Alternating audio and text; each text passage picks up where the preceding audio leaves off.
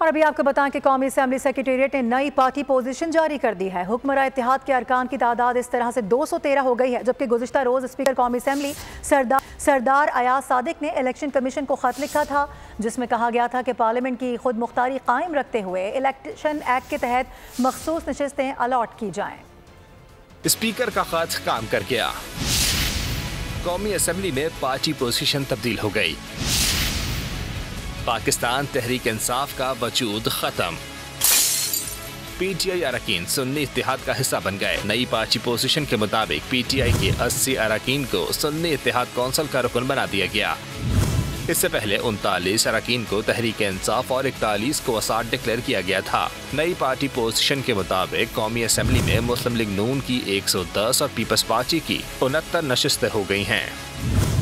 MQM अरकान की तादाद 22 है, जबकि काफ लीग के 5 और IPP के कौमी असेंबली में 4 अरकान हैं।